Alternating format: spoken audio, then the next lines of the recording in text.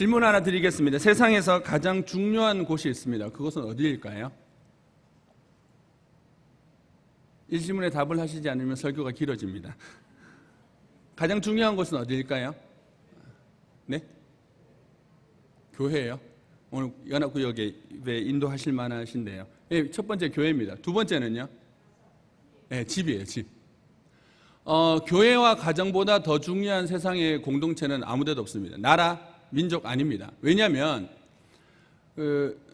가정과 교회는 하나님께서 만드신 곳이기 때문입니다. 나머지는 다 인간들이 어떤 편의에 따라서 만들었고, 하나님께서 태초에 만드신 것은 교회와 가정이에요.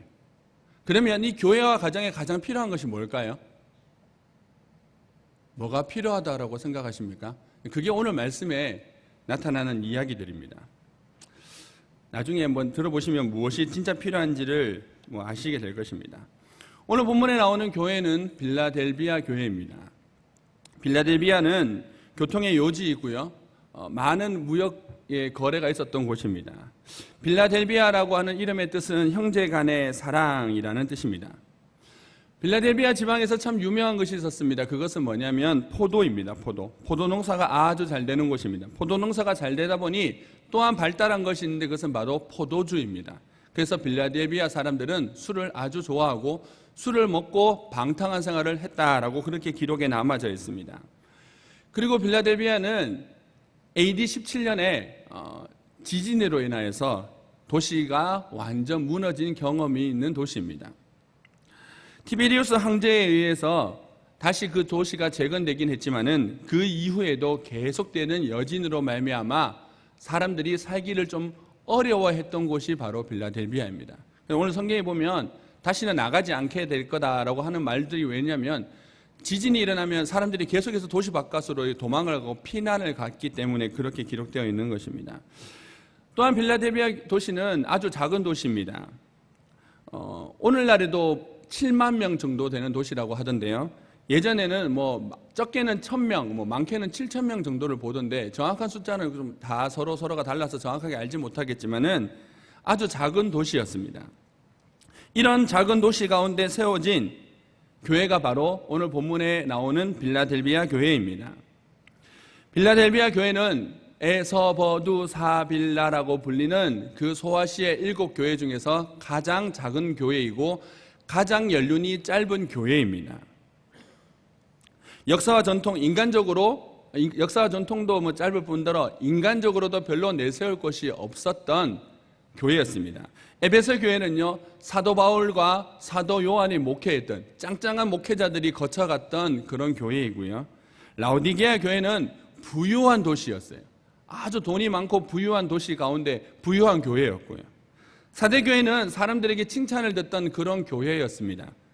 하지만 빌라델비아 교회는 그런 것들이 전혀 없는 그저 조그마한 도시의 조그마한 교회였을 뿐입니다. 이런 교회에 한 가지 특징이 있습니다. 무엇입니까? 우리가 잘 알다시피 빌라델비아 교회에는 주님께서 칭찬만 하셨다라는 것입니다. 그리고 칭찬만 받은 또 다른 하나의 교회가 있는데 그것이 서머나 교회인데, 서머나 교회하고 비교해봐도 빌라델비아 교회에게 주시는 주님의 말씀은 또 좀 특별합니다.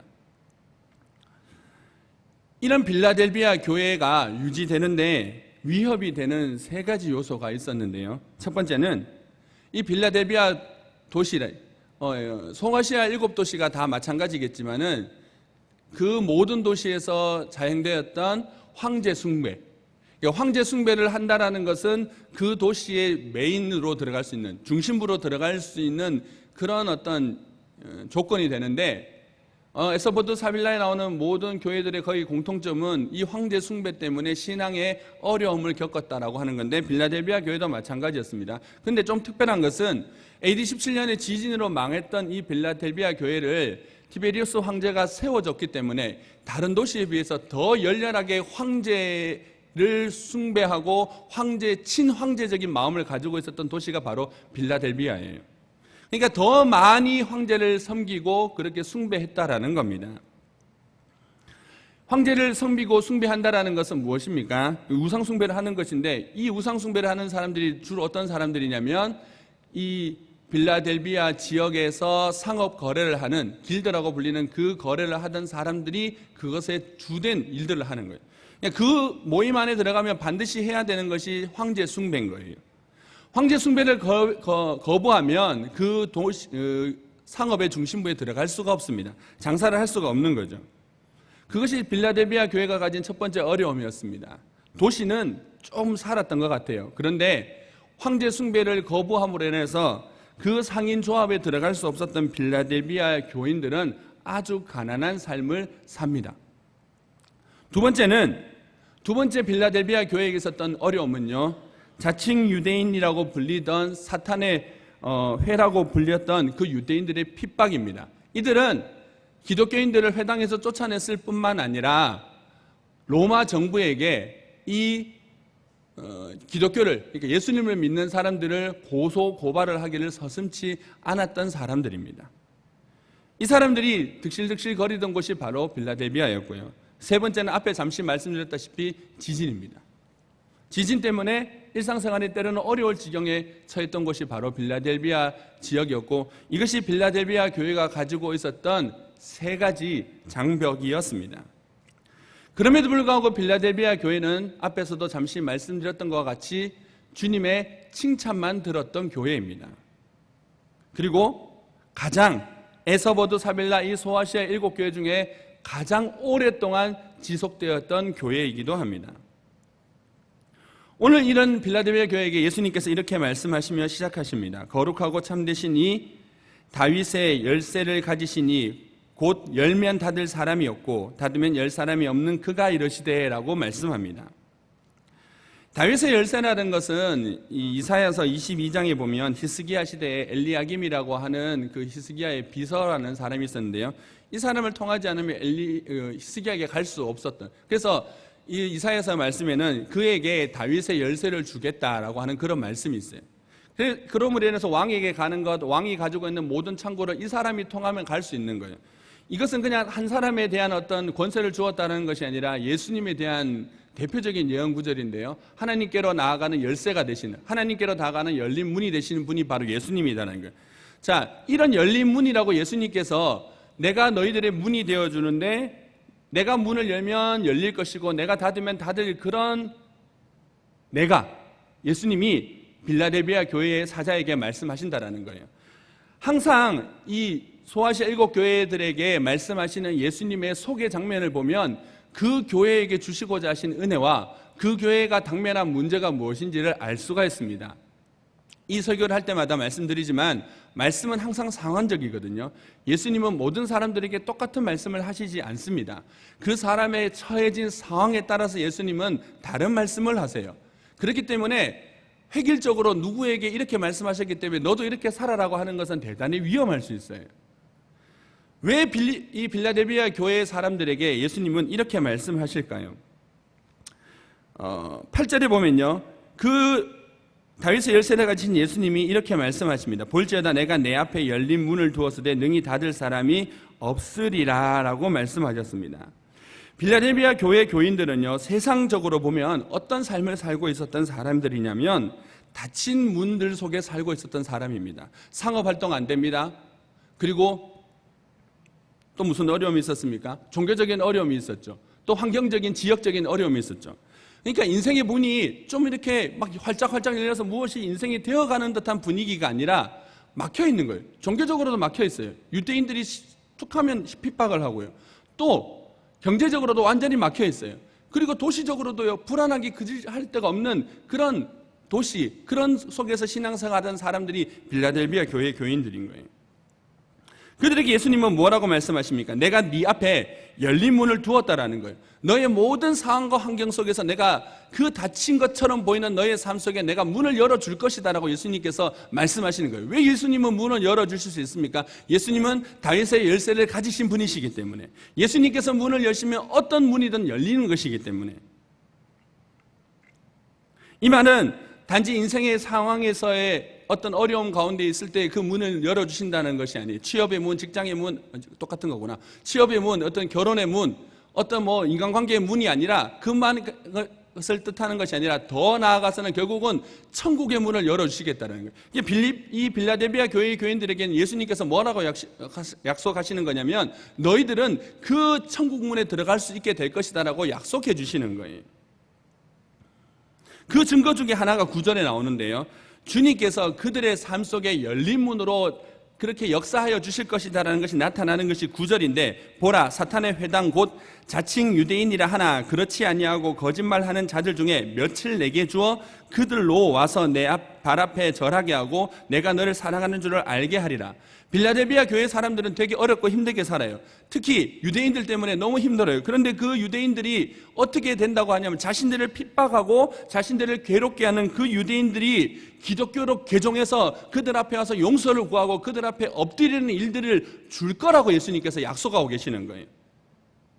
자, 이 자기를 핍박하고 괴롭히는 사람들이 개가천선해서 마음이 바뀌어서 그들이 정말 싫어하는 예수를 믿고 자신과 똑같은 사람이 된다라고 생각하는 것은 되게 기적 같은 일이에요. 그런 기적 같은 일들이 벌어짐으로 내가 너희들 앞에 열린 문으로 있다라는 것을 보여주시겠다고 예수님께서 말씀하시는 거예요. 우리의 삶에 문들이 닫혀있고 우리의 삶에 여러 가지 어려움이 있을 때요, 절대로 될 것 같지 않은 그 상황들이 펼쳐질 때 어떻게 됩니까? 비로소 정말 하나님께서 우리와 함께 하시고 우리 가운데 역사하시는구나 것을 알게 되잖아요. 근데 어떤 그 수많은 일들 중에서 정말 안 될 것 같은 일, 안 변할 것 같은 사람, 내가 그렇게 기도하고 그렇게 소원했음에도 불구하고 그렇게 안 바뀌고 안 변할 것 같은 사람들이 바뀌고 변화되어지면요, 정말 그걸 통해서 하나님의 증거를 보는 거예요. 그런 증거를 이 빌라델비아 교회 사람들에게 주시겠다라고 말씀하시는 거예요. 절대 일어날 수 없는 일들을 일으키시면서 주님은 빌라델비아 교인들을 사랑하고 계시다라는 것을 알려주시겠다라고 말씀하십니다. 10절에 보시면 온 세상이 시험할 때, 그러니까 내가 나의 인내의 말씀을 지켰은즉 내가 또한 너를 지켜 시험의 때를 면하게 하리니 이는 장차 온 세상이 임하여 땅에 거하는 자들을 시험할 때라라고 말씀하세요. 예수님은 이 말씀을 통해서 뭐라고 말씀하시냐면 빌라델비아 교회 사람들에게는 시험을 면해 주시겠대요. 서마나 교회 사람들에게는요, 장차 너희 중에 몇 명을 내어주어서 순교당할 거다 이런 식의 말씀을 주시거든요. 칭찬되는 그 교회에 그럼에도 불구하고 너희는 담대하라고 말씀하시는데 아예 빌라델비아 교회는 그런 테스트를 하지 않겠다는 거예요. 너희는 그냥 그렇게 하지 않고 내가 시험의 때를 면해 주겠다는 거예요. 그 이유가 뭐냐면 너는 나의 인내의 말씀을 지켰다라는 거예요. 너는 말씀을 이미 나 앞에서 지켜서 너희가 나의 말씀을 지키는 자라는 것을 나한테 증명해 보였기 때문에 더 이상 내가 너희들을 테스트하고 너희가 정말 나를 믿고 있는지 안 믿는지를 확인할 필요가 없다라고 말씀하시는 거예요. 여기서 우리가 알 수 있는 것이 있어요. 하나님은요, 우리가 하나님을 정말 믿는지 안 믿는지를 우리의 삶 속에 테스트하세요. 하나님의 백성들에게 반드시 이 테스트의 단계가 지나가요. 정말 이 사람이 하나님을 믿는 사람인지 아니면 돈을 믿는 건지 사람을 믿는 건지 자기의 명예를 믿는 건지 자기의 자존심을 믿고 있는 건지 반드시 주님은 태클을 걸어요. 누구나 할 것 없이 이 단계를 지나가게 돼요. 이 단계를 지나가면 하나님께 주시고자 하시는 그 다음 단계에 복이 임하지만은 이 단계를 통과하지 못하면 그냥 이 땅에서 살아가는 사람인 거예요. 하지만 많은 사람들이 대부분 이 테스트에 걸려요. 빌라델비아 교회 사람들은 이 테스트를 주님의 인정 속에서 넘어간다는 거예요. 장차 세상이 어렵고 힘들 때가 오겠지만은 너희 교회는 너희 사람들은 그렇게 하지 않도록 내가 지켜줄 것이다라고 예수님께서 말씀하시는 거예요.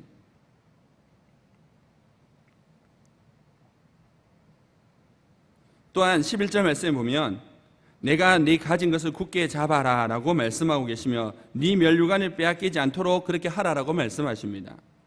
이것은 빌라델비아 교회 사람들에게 더 열심히 하라는 것이 아니에요. 지금 해온 것처럼 그렇게 하면 된다라는 격려예요. 그러니까 쭉 이렇게 빌라델비아 교회 성도들의 말씀을 쭉 보면요, 하나도 그냥 흠잡을 데가 없어요. 주님은 이들을 향해서 완벽한 평가가 끝난 거예요. 얘네들은 정말 나를 섬기는 사람들이라고 예수님께서 아예 도장을 찍으신 거예요. 그래서 예수님은 그렇게 자신을 믿고 신뢰하는 사람들에게 기적을 베풀어 주시고, 절대 변할 것 같지 않은 사람들이 변할 수 있는 기적을, 변화되어서 자신들 앞에 오는 기적을 보여주시고, 그리고 시험도 면하게 해주시고, 더 나아가서 잘하고 있으니 더욱더 그렇게만 살면 된다라고 하는 격려도 주시더라는 거예요. 뿐만 아니라 12절 말씀에 보면 이기는 자는 내 하나님의 성전의 기둥, 하나님의 성전의 기둥이 된다는 것은요, 하나님의 성전의 핵심 멤버가 된다는 거잖아요. 이 당시 기둥이 된다라고 하는 것은 빌라델비아 사람들에게서 너무 중요해요. 인터넷 같은 데 사진을 찾아보시면 아시겠지만 빌라델비아 교회에 기둥이 하나 남아있어요. 근데 그 기둥이 엄청나게 두꺼워요. 지진이 많던 도시이기 때문에 기둥을 두껍게 만드는 거예요. 그렇게 하나님께서 성전의 기둥으로서, 그렇게 두꺼운 기둥으로서 성전을 지탱하는 그런 성도들로 삼아주시겠다라고 약속하고 계실 뿐만 아니라, 장차 마지막 때가 되어서 새 예루살렘과 하나님의 나라가 하늘에서 임할 때에 빌라델비아 교회 성도들의 이름 위에 하나님의 이름을 새겨주시겠다라고, 하나님의 영광으로 덮어주시겠다라고 약속하고 계시는 거예요. 이것이 빌라델비아 교회에게 주님께서 주시는 약속이에요. 이게 축복이고요. 그렇다면 우리가 여기서 생각해야 될 것이 있는데요, 왜 주님은 이렇게까지나 빌라델비아 교회에게 시험도 면제시켜주고, 정말 변할 것 같지 않은 사람들도 변화시켜 주시고, 그리고 끝까지 그렇게 잘하고 있다고 격려하실 뿐만 아니라 마지막 날에 그 영광스러운 이름으로 덮어주시겠다라고 한없는 은혜와 복을 약속하고 계시는 것입니까? 왜 빌라델비아 교회 사람들은 이런 칭찬을 들을까요? 인간적으로 보면 별로 보잘것이 없어요. 인간적으로 보면 보잘것없는 도시에서 그냥 작은 교회고 힘없는 교회일 뿐이에요. 이렇게 주님께서 은혜와 복을 부으시는 이유가 8절에 나와 있어요. 8절에 이 말씀이 있습니다. 볼지어다 내가 내 앞에 열린 문을 두었으되 능히 닫을 사람이 없으리라. 내가 내 행위를 아노니 네가 작은 능력을 가지고서 내 말을 지키며 내 이름을 배반하지 아니하였도다 라고 말씀하세요. 빌라델비아 교회에게 주시는 이 하나님의 복이 나타나는 이유는요, 작은 능력 때문이에요. 이 작은 능력을 가지고 빌라델비아 교회 성도들이 뭘 했냐면 예수님의 말씀을 끝까지 지킨 거예요. 인내의 말씀이라 했어요. 그냥 복된 말씀이 아니라 그 말씀을 끝까지 붙든 거예요. 그 붙들었던 증거가 뭐냐면 주님의 이름을 배반하지 않았다고 했어요. 자, 빌라델비아 교회는요, 작은 교회라고 말씀드렸어요. 이 작은 교회라는 것은 사이즈가 작다는 면도 되지만은요, 인간적으로 보잘것없다는 거예요. 인간적으로 대단한 인물도 없고 돈 많은 인물도 없고 정치적으로 대단한 사람들도 없고 그냥 인간적으로 뭐 볼품없는 교회가 이 빌라델비아 교회예요. 그리고 작은 능력이라고 하다 보니까 뭐 에베소 교회나 어떤 대단한 다른 큰 교회처럼 엄청난 능력을 가진 것 같지는 않아요. 막 이적과 기적이 막 밥 먹듯이 나타나서 사람들이 두려워할 만큼 그런 능력을 예수님께서 주신 것 같지도 않아요. 말 그대로 작은 능력이에요. 작은 능력을 해서 볼품없는 그 능력인데, 근데 그 볼품없는 능력을 가지고 이 사람들이 한 일이 뭐냐면 끝까지 그 어려운 세 가지의 난관 속에서, 그 닫힌 환경 속에서 끝까지 예수님의 말씀을 붙들고 살아냈다라는 거예요.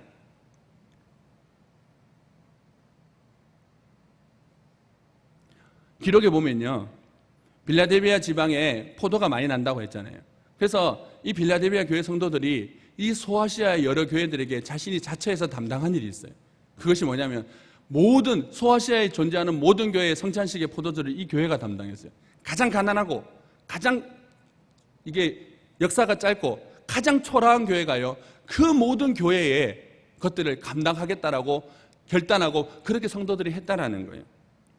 이런 걸 보면요, 한 가지 알 수 있는 것이 있는데요, 그러니까 주님을 위해서 많이 헌신하고 살아가는 사람은 잘나고 똑똑하고 뭐가 많고 어떤 여유가 있는 사람은 절대 아니더라는 거예요.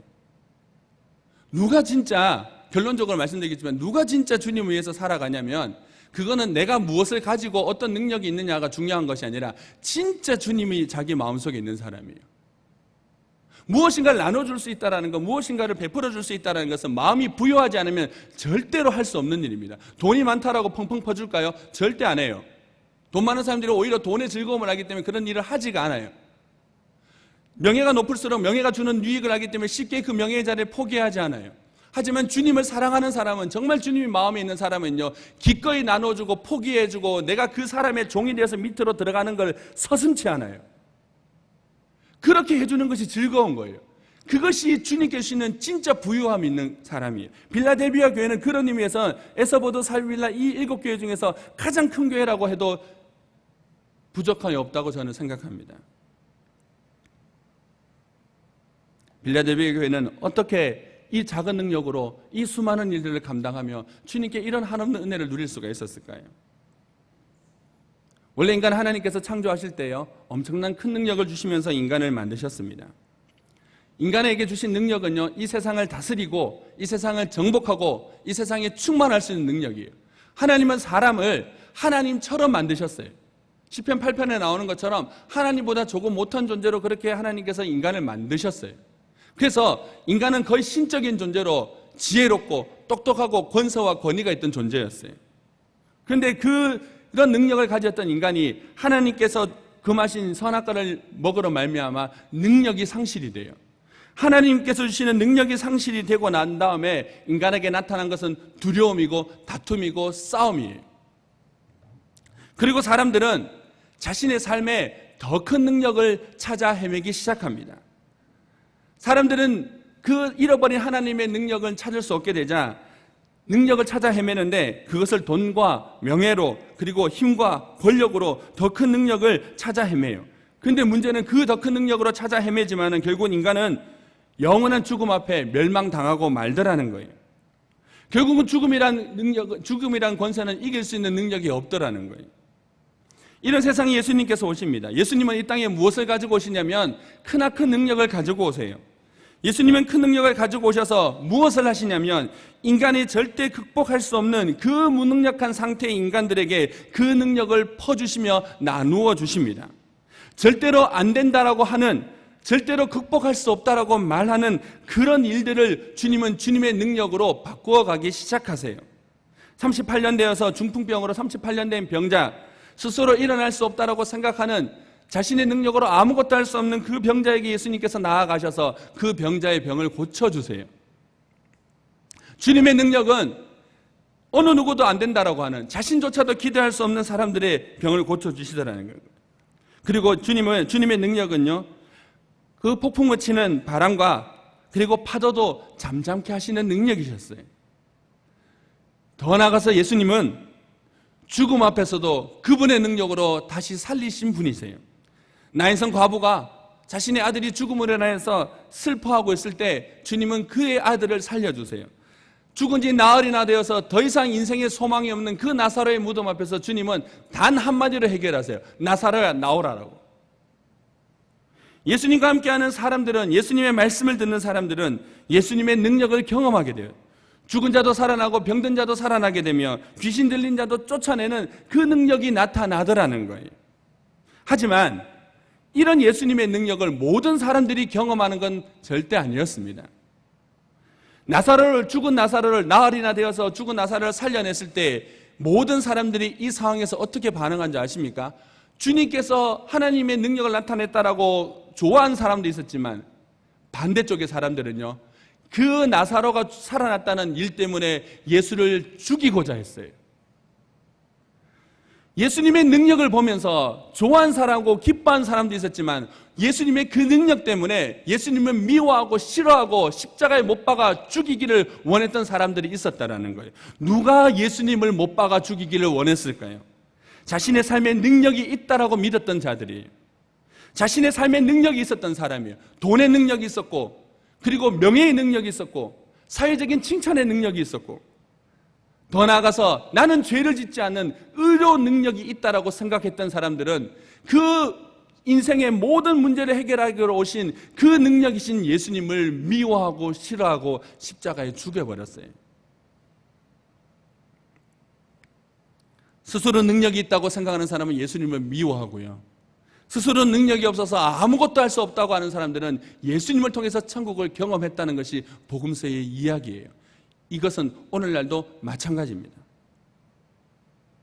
능력이 없는 자들은 예수님을 바라봅니다.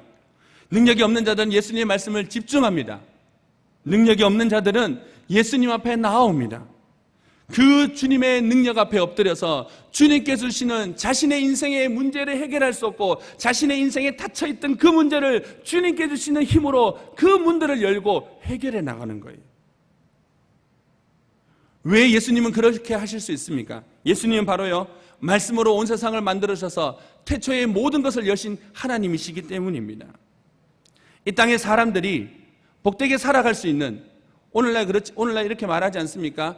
여러 가지 인생의 문들이 닫혀서 취업의 문이 닫히고 때로는 결혼의 문이 닫히고 자녀의 문이 닫히고 나라의 경제의 문이 닫혔다라고, 살기 힘들다라고. 이 문제를 해결하는 방법은요, 더 나은 방법이 없어요. 좀 다른 얘기로 말씀드리면, 왜 주님께서 우리의 삶의 찾게 문을 닫으실까요? 왜 우리의 인생 삶 속에서 주님께서 자꾸 우리의 문을 닫으시는 역사들이 나타날까요? 만약 주님께서 우리 인생의 문을 닫지 않고 활짝활짝 열어주시기만 하면요, 우리는 어떤 자가 되는지 아십니까? 바리새인이 돼요. 예수님을 십자가에 죽이기를 그토록 원했던 바리새인의 길을 걸어가요. 왜요? 우리가 죄인들이기 때문에. 우리의 마음속에는요, 그냥 예수님을 믿을 수 있는 그 고분고분한 마음이 없어요, 절대로. 그래서 우리의 인생이 닫혔을 때에 내 힘으로 되지 않는 38년 된 그 문제 앞에서, 그 귀신 들린 문제 앞에서, 인생의 그 외로움의 문제가, 그 닫힌 문제 앞에서 비로소 주님 앞에 고개를 숙이고 예수님께 나아가는 거예요. 왜 우리나라에 이런 여러 가지 어려움이 있을까요? 이유는 간단해요. 주님께서 우리를 사랑하시지 않는다면 이런 일을 절대 만들지 않으셨을 거예요. 주님께 나오라는 거예요. 다른 거 기웃기웃하지 말고 진짜 내가 너희들의 문이 되어줄 테니까, 열린 문이 되어줄 테니까 내게 나와서 엎드리고 구하라는 거예요. 근데 사람들이 예수님께 구하지 않고 다른 것을 구해요. 이 땅에 사람들이 복되게 살아갈 수 있는 유일한 길은요, 지금보다 더 큰 능력을 소유하는 것이 아닙니다. 진짜 능력이신 예수님을 붙잡고 예수님께 나아가는 거예요. 예수님을 믿는 사람은요, 죽음을 이겨요.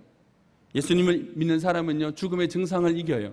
불안, 두려움, 초조, 염려, 걱정, 다툼, 시기 다 이겨요. 왜요? 예수님은 우리가 영원토록 이길 수 없는 그 죽음의 문을 여신 분이시기 때문에, 그 죽음의 문을 여셔서 열린 천국 문으로 바꾸신 분이시기 때문에. 고린도후서 4장 8절 이하에 보면 이런 말씀이 있습니다. 우리가 사방으로 우겨쌈을 당하여도 쌓이지 아니하며 답답한 일을 당하여도 낙심하지 아니하며 박해를 받아도 버림받지 아니하며 거꾸로 트림을 당하여도 망하지 아니하고.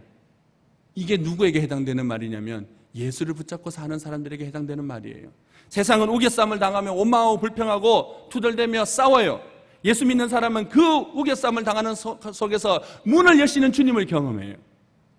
박해를 받아서 죽을 것 같은 상황 속에서도 예수를 믿는 사람은 그 죽음의 문 앞에서 천국 문이 열리는 것을 경험해요. 빌라델비아 교회는요, 아주 작은 능력을 가진 교회였어요. 인간적으로 보면 초라하고 유명한 사람도 없고 능력 있는 사람도 없고 사회적으로 저명한 사람도 아무도 없었던 그런 초라하고 가난한 교회예요. 그런 교회가 그 작은 능력과 그 보잘것없는 능력으로, 조사를 해보니까요, 빌라델비아 교회가 언제까지 존재한지 아십니까? 에서보드 사빌라 교회는요, 흔적도 없이 사라졌는데 빌라델비아 교회는요, 두 가지 기록이 있는데, 하나는 뭐냐면 1369년까지 존재했다는 기록이 있어요. 무려 1300년 동안 교회가 존재한 거예요. 우리 교회가 114년이죠. 더하기가 안 돼가지고. 대단하다 하잖아요. 1300년이에요. 1300년. 1300년 동안 교회가 변하지 않고 유지했다는 건 거의 기적이에요. 또 다른 기록을 보면요, 터키와 그리스가 19세기 초반부, 20세기 초반부에 전쟁을 하거든요. 전쟁을 해서 둘이가 싸워서 이제 나중에 전쟁이 끝나고 난 다음에 서로 포로를, 이게 서로 조약을 맺는데, 어떤 조약을 맺냐면 터키가 이슬람화가 되고 난 다음에 이슬람 지역에 사는 기독교인들은 그리스 지역으로 보내고 그리스 지역에 사는 이슬람 사람들은 터키 지역으로 보내자라고 서로 이게 종교의 자유를 보장하기 위해서 표로 교환하기로 해요. 그때까지 빌라델비아 교회 지역 속에 그 교회가 존재했다고 말하는 사람도 있어요. 그렇게 따지면 2000년이에요. 어떻게 인간적으로 그 보잘것없고 초라하고 아무것도 아닌 교회가 그렇게 존재하면서 신앙을 지켜낼 수 있을까요? 또 다른 기록을 보면요, 오스만 투르크가 터키를 침공했을 때 이 빌라델비아 교회가 맞서 싸웠는데요, 원래 빌라델비아가 지금 살고 있는 도시의 이름이 뭐냐면 하나님의 도시인가 이래요. 아랍어로 원래 도시 이름이 그게 아니었대요. 근데 이 오스만 투르크 말하는 이슬람 교도들이 그 도시 이름을 하나님의 도시로 바꾼 이유가 이 빌라델비아 교인들 때문이래요. 그렇게 핍박과 압박 속에서도 그걸 견뎌내더라는 거예요. 그렇게 무장을 하고 들어와서 신앙적인 핍박과 협박을 하는데도 전혀 무너지지 않고 담대하게 하는. 그래서 이 이슬람 교도들이 그거 보고 뿅 간 거예요. 그래서 도시를 이건 진짜 하나님이 살아계신 도시구나, 알라가 있는 도시구나. 그래서 하나님의 도시 이름을 바꿔버려요. 그게 빌라델비아예요. 어떻게 이 사람들이 이럴 수 있었을까요? 이유는 간단해요. 이들이 작은 능력을 가졌기 때문이에요. 작은 능력을 가졌다는 것은 능력이 작다는 의미가 아니에요. 작은 능력을 가진 사람들은 반드시 예수님 앞에 엎드리고 주님을 붙잡고 살아갈 수밖에 없어요. 그 작은 능력, 세상적으로 보면 그 보잘것없고 작은 능력, 예수를 바라볼 수밖에 없는 그 능력이 시대가 바뀌고 나라가 바뀌고 왕조가 바뀌고 종교가 바뀌고 문명이 바뀐 그 가운데서도 변하지 않을 수 있는 힘을 주더라는 거예요. 예수님은 이 빌라델비아 교회 가운데 약속을 지키셨어요. 이슬람이란 문이 닫혀서 자신의 인생들의 문이 열 때 열린 문이 되신 예수님은 그들의 문을 열어주셨어요. 나라가 망했을 때 그들의 문을 열어주셨어요. 그래서 나라가 바뀌고 로마가 무너지고 이슬람이 들어오고 시대가 바뀌고 문명이 바뀌었음에도 불구하고 빌라델비아는 존재할 수 있었던 거예요.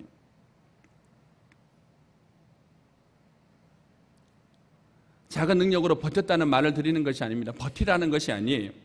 그들은 그 작은 능력 때문에 예수님을 붙잡고 살 수밖에 없었어요. 먹고 살 길이 없어요. 늘 지진 때문에 불안해요. 여기는 지진 때문에 그러신 적 있는지 모르겠지만 제가 대구에 있을 때 저희 집이 17층이었는데 경주하고 가까웠거든요. 지진 날 때 진짜 아파트가 우르르 흔들리는데 죽는 것 같았어요. 소리가 얼마나 크게 오는지. 밥 먹다가 저녁 8시였는데요. 밥 먹다가 제가 아빠니까 무서워하면 안 되는데 순간적으로 쫄았어요. 완전 밥 먹다가 숟가락을 못 들겠는 거예요.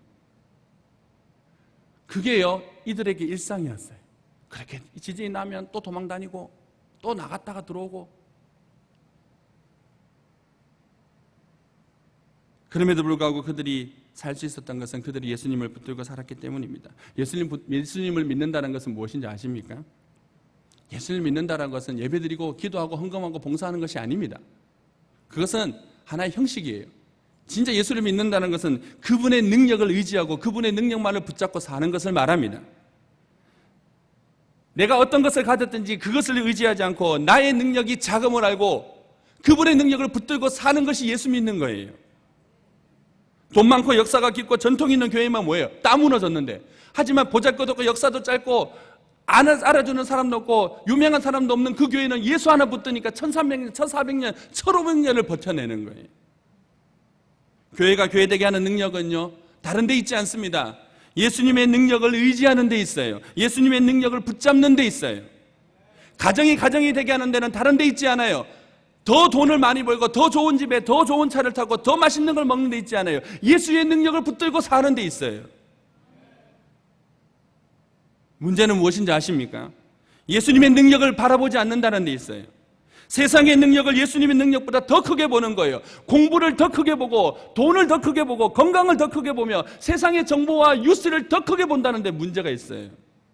그러다 보니 오늘날 교회가요, 세상에 조롱거린 거예요. 교회가 세상하고 다를 바가 없는 거예요. 예수의 능력을 의지하지 않고 세상이 의지하는 것 다 의지하고 그것을 자랑하고 의시되니까 세상 사람들이 왜 교회가 두렵겠어요? 두려울 이유가 없죠. 저거나 내나 똑같은데. 진짜 능력은 예수님께 있어요. 돈이나 건강, 명예 있지 않습니다. 예수님의 능력은 그 지옥 같은 상황을 천국의 문을 여시는 능력이에요. 예수님의 능력을 의지하고 사는 사람은 늘 평강과 자유와 기쁨으로 살아갑니다. 내가 누구냐가 중요하지 않아요. 내게 능력이 어느 것이 있냐 중요하지 않습니다. 내게 능력이 없어도 돼요. 내가 아무것도 없는 자리고 못 배운 사람이어도 되고 내가 가난한 사람이어도 되고 내가 초라한 사람이 되고 내 과거가 좋지 않은 사람이어도 상관없어요. 그 사람이 예수의 능력만 받으면, 예수의 능력만 임하면요, 그 사람은 세상을 이기는 사람이 되는 거예요. 교회가 교회되게 하는 것, 성도가 성도가 되게 하는 것은요, 예수의 능력을 바라보고 사는 데 있어요. 예수님께 엎드리고 예수님께 기도하고 예수님의 능력 앞에 내 마음을 쏟아넣으며 우는 데 있어요. 그리고 자신의 능력이 보잘것없다는 것을 인정하는 데 있어요. 무엇을 가졌든지 그 가진 것은 예수님의 능력에 비하면 아무것도 아니에요. 무엇을 가졌든지 내가 무엇을 누리고 있든지 예수님의 능력 앞에서는요 아무것도 아니에요. 요 얘기하고 설교를 마무리하겠습니다. 몇 주 전에 대구에서 제가 살던 곳에서 얼마 떨어지지 않은 곳에서 화재가 있었어요. 뉴스에서 보신 분도 혹시나 있지 싶은데 제 같이 사역했던 선배 목사님 개척교회 성도가 8명 정도 되는 그 개척교회 사택에서 불이 났어요. 불이 나가 집이 홀라당 탔어요. 그 사고로 인하여서 사모되는 누나는 40% 화상을 입고 딸내미는 10% 화상을 입고 그리고 첫째 딸내미는 전신 80% 화상을 입었어요. 깨웠는데 못 일어나서 못 나온 거예요. 그래서 4층에서 뛰어내렸어요. 그리고 2주 동안 그렇게 중환자실에 있다가 지난주 수요일 날 하나님 나라 갔어요. 아직도 치료해야 될 것도 많고요. 집은 불타서 집이 없어요. 지난주에 제가 갔다 왔거든요. 그 와중에서 주님께서 계속해서 물으시는 게 뭔지 아십니까? 너는 이 모든 상황에도 내가 너희의 소망 될 거라고 믿냐? 이 질문이에요. 인간적으로 아무것도 없이 다 막힌 듯한 이 상황 속에서도 너는 내가 함께하면 이 상황의 문이 열릴 거라고 믿냐라고 주님은 계속해서 질문하세요. 정말 예수님이 우리의 삶의 모든 것에 문이 되십니까? 정말 예수님이 있으시면 되는 건가요? 우리는 예수님을 진짜 우리의 문으로 믿지 않아요. 그렇지 못할 때가 많아요. 목사님 저도 마찬가지고요. 눈앞에 보이는 상황이 더 크게 보이고 눈앞에 보이는 사람이 더 크게 보여요. 눈앞에 보이는 상황이 더 크게 보여요. 내 자존심이 더 커요. 그거 없으면 죽을 것 같은 거예요. 예전에 제 후배가 그러는 거예요. 야, 너 자존심 좀 버려야 살 것 같아. 그러니까 오빠 어떻게 자존심을 버리고 사냐고. 못 살 것 같다고.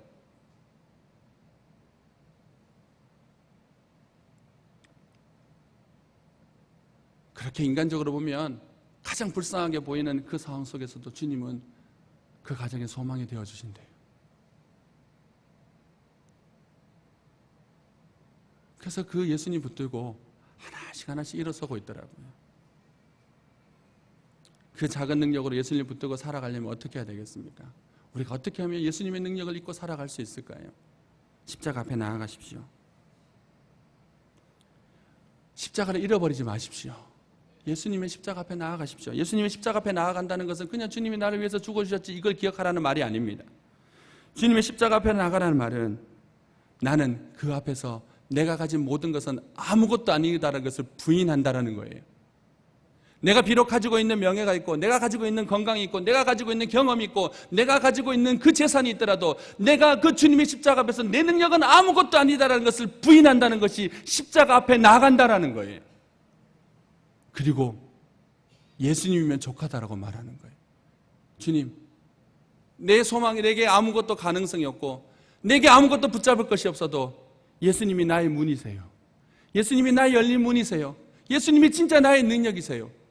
다른 모든 것을 다 가져가셔도 좋으니 주님만 내가 함께 한다고 약속해 주세요. 이게 예수님으로 산다라는 의미예요. 이렇게 사는 사람들에게 주님은 어떻게 하세요? 그 보잘것없고 초라하게 보이는 그 작은 능력을 가진 교회를요, 환경과 상황과 국가와 어떤 상황도 꺾지 못하는 천하무적의 교회를 주님은 만들어 놓으셨어요. 그들이 대단하다고요? 아니에요. 우리 충무교회가, 그리고 우리들의 가정이 복되게 사는 방법은요, 우리가 가진 것이 아무것도 아니다라는 것을 주님 앞에 내려놓고 그리고 그 예수님의 능력만을 구하고 사는 거예요. 아침에 우리 자녀들에게 공부도 열심히 해야 되지만 공부만 가르치지 마시고 예수를 믿는 것이 진짜 능력이라고 가르치는 거예요. 내시 15등급을 받는 한이 있어도 예수의 능력으로 사는 자가 되면 15등급 가지고 주님은요 1등급들을 부끄러운 애들로 만들어 놓을 거예요. 진짜 능력은 예수님께 있어요. 진짜 능력은 예수님을 의지하는 데 있어요. 다른 거 주목하지 마십시오. 다른 거 내세우지 마십시오.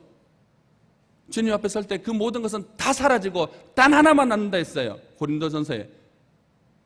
다 그 불 앞에 사라지고 예수를 믿는 믿음 하나 빼놓고는 다 사라진대요. 천국 앞에 서면 하나도 주님 앞에 내세울 것이 없는 것이 이 땅에서 사람들이 말하는 그것들이에요. 근데 예수를 믿고 예수님의 능력을 의지하고 예수님 앞에 엎드리고 사는 삶은요, 이 땅에서 우리의 삶을 천국으로 만들 뿐만 아니라 영원한 삶 속에서도 천국에 들어가는 삶을 만들어 주신다라는 거예요. 예수님의 능력을 의지하고 사십시오. 예수님의 능력을 의지하는 가정이 되시고 예수님의 능력을 의지하는 교회가 되기를 힘써야 합니다. 그것이 우리의 소망이에요. 우리 교회는요, 나이 드신 분들이 많아요. 근데 오늘 말씀에 근거하면 그것도 중요한 게 아니에요. 젊으면 젊은 교회인가요? 나이 드신 분들이 많으면 늙은 교회인가요? 아니에요. 아무리 똑똑하고 돈 많고 능력이 많아서 서울 어디인가 있고 돈으로 뭘 할 수 있는 것이 있다 할지라도 예수의 능력이 없는 교회는요, 그냥 나이 든 교회예요. 주님은 그런 교회 주목하지 않아요. 주님이 주목하는 교회는요, 비록 인간적으로 보면 초라하게 보이지만은 예수의 능력 앞에 엎드려서 그분의 능력을 구하는 그 몇 사람이 있는 교회를 주목하시고 예수님은 그 사람들을 통하여서 주님의 일을 하십니다. 주님의 능력을 의지하는 교회가 되었으면 좋겠는데요. 그래서 이 시간에 말씀을 마치기 전에 한 가지를 했으면 좋겠습니다. 구역 식구들끼리 앉아 계시잖아요. 이 시간에 우리 구역 식구들을, 그리고 우리 구역장님들, 그리고 더 나아가서 우리 교회를 위해서 한 가지를 기도하셨으면 좋겠어요. 반주 조금만 해주시겠어요? 네. 좀 닭살스러울 수 있는데 이제 끝이거든요. 옆에 우리 구역 식구들 옆에 계시면 한번 손을 잡아 주십시오. 손을 잡으시고요, 기도하시는 거예요. 주님, 우리는 초라하고 작아요. 우리는 잘 모이지도 못해요. 주님, 우리는 부족한 게 많아요. 하지만 오늘 말씀에 의거하니까 주님의 능력이 임하면 그게 아무것도 안 된대요. 그 은혜가, 그 능력이 우리 구역 가운데 있게 해주세요. 우리 구역장에게 부어주세요. 하나님, 그 능력이 우리 가운데 있으면 다 산대요. 그 능력을 우리한테 좀 부어주세요. 그 예수를 의지하는 능력이 우리 가운데 있기를 원해요. 이 시간에 그렇게 주님께 한번 기도하고 말씀을 마쳤으면 좋겠습니다. 한번 기도하시겠습니다.